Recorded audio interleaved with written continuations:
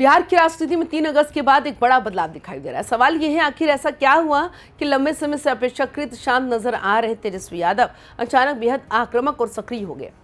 दिलचस्प बात तो यह है कि 2025 में बीजेपी और एनडीए की बड़ी जीत के बाद भी तेजस्वी की राजनीति में ऐसा बदलाव साफ तौर पर नहीं दिखा था, लेकिन 3 अगस्त 2026 को बांकीपुर उपचुनाव का नतीजा आया। प्रशांत किशोर ने जीत दर्ज की और आरजेडी उम्मीदवार रेखा गुप्ता चुनाव हार गई। इसके बाद के कुछ दिनों में तेजस्वी यादव लगातार बिहार के बड़े मुद्दों पर सामने क्यों आए? तो क्या बांकीपुर की हार ने तेजस्वी यादव को नई चुनौती का एहसास कराया है? क्या प्रशांत किशोर अब उनके लिए सिर्फ एक राजनीतिक विरोधी नहीं बल्कि विपक्षी स्पेस में चुनौती बन चुके हैं?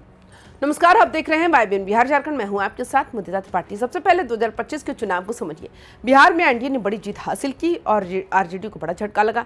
तेजस्वी यादव के सामने सरकार के खिलाफ मजबूत विपक्ष की भूमिका निभाने की जिम्मेदारी थी, लेकिन उसके विरोधियों की ओर से लगातार ये आरोप लगाया जाता रहा कि बड़े मुद्दों और आंदोलनों के समय उनकी मौजूदगी उतनी मजबूत नहीं दिखती जितनी नेता प्रतिपक्ष के तौर पर होनी चाहिए। अब कहानी में प्रशांत किशोर की एंट्री को देखिए। प्रशांत किशोर पिछले कई सालों से बिहार में लगातार एक्टिव हैं। उन्होंने जन सुराज अभियान के जरिए बिहार के अलग अलग जिलों का दौरा किया, स्थानीय मुद्दे उठाए, लोगों से संवाद किया, सरकार पर सवाल खड़े किए। लेकिन सबसे बड़ा सवाल यही था, क्या उनकी राजनीतिक सक्रियता वोट में बदल पाएगी?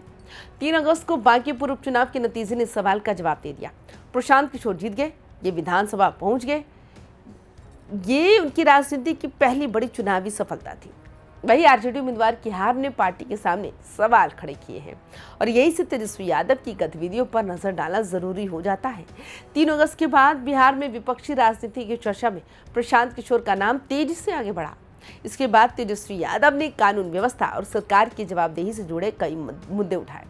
5 अगस्त को सासाराम के एग्जीक्यूटिव ऑफिसर विमल कुमार की हत्या जैसे मामले को लेकर तेजस्वी ने सरकार से सवाल भी पूछे। 6 अगस्त को उन्होंने बिहार की कानून व्यवस्था को लेकर एनडीए सरकार पर हमला बोला, लेकिन सबसे बड़ा कदम 7 अगस्त को दिखाई दिया। तेजस्वी यादव बिहार के डीजीपी विनय कुमार से मिलने पहुंचे। मुद्दा था सिवान में छात्र प्रदर्शन के दौरान पुलिस फायरिंग। तेजस्वी ने इस मामले की जांच, जिम्मेदार अधिकारियों पर कार्रवाई और पुलिस कार्रवाई की न्यायिक जांच की मांग की। उन्होंने डीजीपी को ज्ञापन भी सौंपा।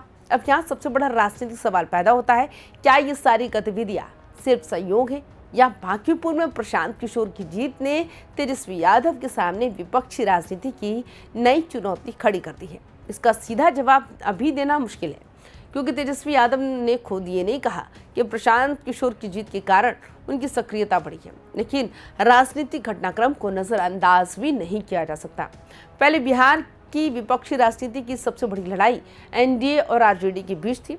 तेजस्वी यादव विपक्ष के सबसे बड़े चेहरों में थे, लेकिन अब प्रशांत किशोर भी विधानसभा में पहुंच चुके हैं। यही सबसे बड़ा बदलाव है। प्रशांत किशोर अगर आगे भी कानून व्यवस्था, अपराध, छात्र मुद्दों और स्थानीय समस्याओं को लगातार उठाते रहें तो विपक्षी स्पेस में उनकी भूमिका बढ़ सकती है और यही तेजस्वी यादव के लिए चुनौती है, क्योंकि एनडीए के खिलाफ तेजस्वी की राजनीतिक लड़ाई पहले से तय है। लेकिन अगर विपक्ष के भीतर ही कोई दूसरा नेता जनता के मुद्दों पर ज्यादा तेजी से दिखाई देने लगे हो तो राजनीतिक प्रतिस्पर्धा का एक नया मोर्चा खुल सकता है। हालांकि एक बात तो साफ है कि बांकीपुर की जीत को पूरे बिहार का जनादेश नहीं माना जा सकता। ये एक विधानसभा उपचुनाव था। प्रशांत किशोर को अभी ये साबित करना होगा कि वो अपनी चुनावी जीत को बड़े राजनीतिक आधार में बदल सकते हैं। वही तेजस्वी यादव के पास आरजेडी जैसा मजबूत संगठन, विधानसभा में नेता प्रतिपक्ष की भूमिका और बिहार में स्थापित राजनीतिक आधार मौजूद है।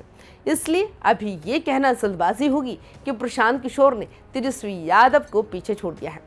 लेकिन हाँ, ये जरूर कहा जा सकता है कि बांकीपुर के नतीजे ने बिहार की विपक्षी राजनीति में एक नया सवाल जरूर खड़ा कर दिया है। विपक्ष की सबसे प्रभावी आवाज कौन होगी, तेजस्वी यादव या प्रशांत किशोर? और शायद इसी सवाल ने तेजस्वी यादव की हाली सक्रियता को और भी ज्यादा इम्पोर्टेंट बना दिया। 3 से 7 अगस्त की टाइमलाइन को देखिए। एक तरफ बांकीपुर में प्रशांत किशोर की जीत, दूसरी तरफ तेजस्वी यादव की कानून व्यवस्था, अपराध और छात्र आंदोलन जैसे मुद्दों पर लगातार एक्टिव। ये महज 5 दिनों की घटनाक्रम है, लेकिन बिहार की राजनीति के लिए इसका संदेश जो है वो बड़ा हो सकता है। अब असली परीक्षा आने वाले दिनों में होगी। क्या तेजस्वी यादव इसी तरह हर बड़े मुद्दे पर सरकार को घेरेंगे? क्या आरजेडी जमीन पर अपनी सक्रियता बढ़ाने जा रही है? और क्या प्रशांत किशोर बांकीपुर की जीत के बाद बिहार के दूसरे हिस्सों में अपनी राजनीतिक पकड़ मजबूत कर पाएंगे?